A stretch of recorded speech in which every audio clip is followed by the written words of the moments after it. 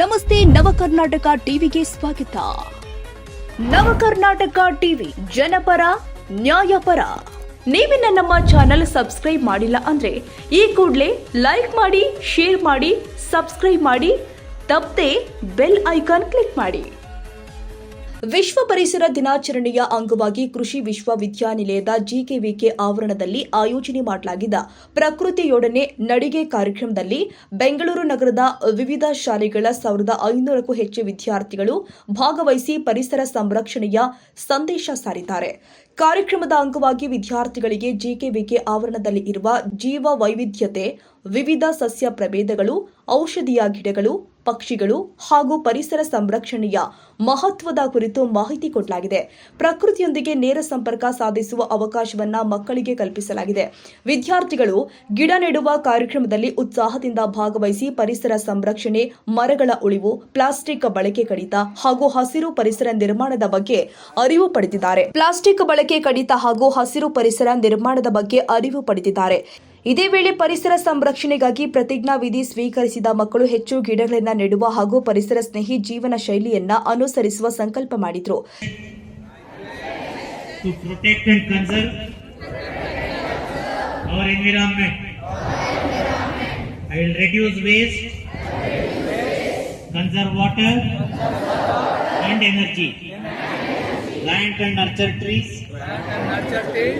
Promote sustainable practices and inspire others to safeguard our planet for present and future generations.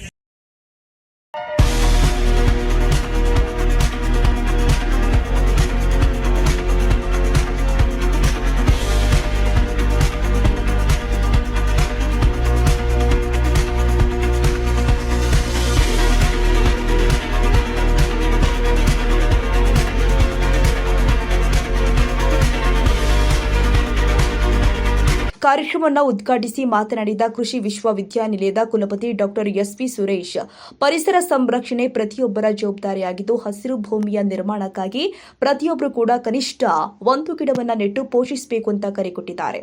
ಪ್ರಕೃತಿ ಮತ್ತು ಕೃಷಿ ಒಂದೇ ನಾಣ್ಯದ 2 ಮುಖಗಳಾಗಿದ್ದು ಪರಿಸರವನ್ನ ಕಾಪಾಡುವುದು ಅಂದರೆ ಕೃಷಿ ಮತ್ತು ಮಾನವ ಜೀವನವನ್ನ ರಕ್ಷಿಸಿದಂತೆಯೇ ಆಗತ್ತೆ ಎಂದು ಹೇಳಿದ್ದಾರೆ.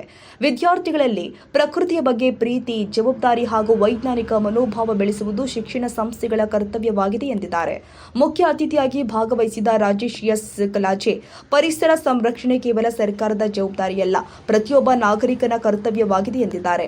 ಮರಗಳನ್ನು ಬೆಳೆಸುವುದು, ನೀರನ್ನು ಸಂರಕ್ಷಿಸುವುದು ಹಾಗೂ ಪರಿಸರ ಸ್ನೇಹಿ ಜೀವನ ಶೈಲಿಯನ್ನ ಅಳವಡಿಸಿಕೊಳ್ಳುವುದು ಇಂದಿನ ಅಗತ್ಯವಾಗಿದೆ ಎಂದಿದ್ದಾರೆ. ಕೃಷಿ ವಿಶ್ವವಿದ್ಯಾನಿಲಯ ಜಾಗತಿಕ ಪರಿಸರ ದಿನಾಚರಣೆಯನ್ನು ಆಚರಿಸುತ್ತದೆ. ಇಷ್ಟು ದಿನ ಕೃಷಿ ವಿಶ್ವವಿದ್ಯಾನಿಲಯ ಈ ಪರಿಸರವನ್ನು ಕಾಪಾಡಲಿಕ್ಕೆ, ಪರಿಸರವನ್ನು ಉಳಿಸ್ಕೊಳ್ಳಿಕ್ಕೆ ಹಲವಾರು ಕಾರ್ಯಕ್ರಮಗಳನ್ನು ಆದರೆ ಈ ಜೂನ್ 5 ಈ ಕಾರ್ಯಕ್ರಮ ಕೃಷಿ ವಿಶ್ವವಿದ್ಯಾನಿಲಯದ ಮಟ್ಟದಲ್ಲೇ ನಡೀಬೇಕು ಅನ್ನೋದು ಮೊದಲು. ಈ ಒಂದು ಕಾರ್ಯಕ್ರಮವನ್ನು ಮುಂದಿನ ದಿನಗಳಲ್ಲಿ ಯುವ ಜನಾಂಗ ಇದನ್ನು ಹೆಚ್ಚು ಬಳಸಬೇಕಾಗುತ್ತೆ. ಹೆಚ್ಚು ಒತ್ತು ಕೊಟ್ಟು ಈ ಒಂದು ಪರಿಸರವನ್ನು ಕಾಪಾಡಿಕೊಳ್ಳುವಂಥ ಹೊಣೆ ಈ ಮಕ್ಕಳ ಮೇಲೆ ಜಾಸ್ತಿ ಇರುತ್ತೆ ಎನ್ನುವಂಥ ಒಂದು ಕಾರಣಕ್ಕೆ ಬೆಂಗಳೂರು ನಗರದಲ್ಲಿರುವಂಥ ಹಲವಾರು ಶಾಲೆಗಳಿಂದ ಸುಮಾರು 1500 ಜನ ಮಕ್ಕಳನ್ನು ಕರೆಸಿ ಆ ಮಕ್ಕಳಿಗೆ ಪರಿಸರ ದಿನಾಚರಣೆಯನ್ನು ಪ್ರಯುಕ್ತವಾಗಿ ನಮ್ಮ ಕೃಷಿ ವಿಶ್ವವಿದ್ಯಾನಿಲಯದಲ್ಲಿ ನಾವು ಪರಿಸರವನ್ನು ಕಾಪಾಡಲಿಕ್ಕೆ, ಪರಿಸರವನ್ನು ಉಳಿಸ್ಕೊಳ್ಳಿಕ್ಕೆ ಬೇಕಾದಂಥ ಕಾರ್ಯಕ್ರಮಗಳ ಬಗ್ಗೆ ನಾವು ನಡೆಸ್ಕೊಂಡು ಬರ್ತಾ ಇರುವಂಥ ಚಟುವಟಿಕೆಗಳನ್ನು ಅವರಿಗೆ ಹೆಚ್ಚು ಪರಿಚಯಿಸಿ ಮುಂದಿನ ದಿನಗಳಲ್ಲಿ ಅವರು ಸಹ ತಮ್ಮ ಶಾಲೆಗಳಲ್ಲಿ, ಮನೆಗಳಲ್ಲಿ, ನಾವು ವಾಸಿಸ್ತಾ ಇರುವಂಥ ಬಡಾವಣೆಗಳಲ್ಲಿ ಅವಶ್ಯಕತೆ ಇರುವಂಥ ಎಲ್ಲರ ಜೊತೆ ಮಾತನಾಡಿ ಕಾರ್ಯಕ್ರಮಗಳನ್ನು ಜಾರಿ ಮಾಡಲಿ ಅನ್ನುವಂಥ ಉದ್ದೇಶವನ್ನು ಇಟ್ಕೊಂಡು ಈ ಕಾರ್ಯಕ್ರಮವನ್ನು ಮಾಡಿದ್ದೀವಿ. ಜೊತೆಗೆ ಮಕ್ಕಳನ್ನು ಹೆಚ್ಚು ಪರಿಸರದ ಹತ್ತಿರಕ್ಕೆ ಕರೆಸ್ಕೋಬೇಕು, ಪರಿಸರದ ಜೊತೆ ಅವರ ಒಡನಾಟವನ್ನು ಹೆಚ್ಚಿಸಬೇಕು ಅನ್ನುವಂಥ ನಿಟ್ಟಿನಲ್ಲಿ ತಿಳಿಸ್ತಾ ಇರುವಂಥ ಈ ಕಾರ್ಯಕ್ರಮ ಮುಂದೇನ ಯಶಸ್ವಿಯಾಗಿ ಕಂಡು ಬರ್ತಾ ಇದೆ. ಸುಮಾರು 1500 ಜನ ಮಕ್ಕಳು ಆಸಕ್ತಿಯಿಂದ ಭಾಗವಹಿಸಿದ ಬಗ್ಗೆ ಕೃಷಿ ವಿಶ್ವವಿದ್ಯಾನಿಲಯದ ಪರಿಚಯವನ್ನು ಮಾಡಿಸೋದ್ರ ಜೊತೆಗೆ ಎಲ್ಲ ಚಟುವಟಿಕೆಗಳ ಪ್ರಾಂಗಣಗಳಿಗೆ ಕರ್ಕೊಂಡೋಗಿ ಅವರನ್ನು ಸಹ ಇದನ್ನು ನಡೆಸುವಂಥ ಕಾರ್ಯಕ್ರಮ ವಿಧವಾಗಿ ಇದನ್ನು ಮಕ್ಕಳು ಮತ್ತು ಅವರ ಜೊತೆ ಬಂದಿರುವಂಥ ಅಧ್ಯಾಪಕರು ಸಹ ಬಳಸಿಕೊಂಡು ಪರಿಸರಕ್ಕೆ ಹೆಚ್ಚಿನ ಕೊಡುಗೆಯನ್ನು ನೀಡಬೇಕಾಗಿ ಆಶಿಸ್ತೀನಿ. ಸರ್, ಎಷ್ಟು ಸ್ಕೂಲಿಂದ ಬಂದಿದ್ದಾರೆ ಸರ್?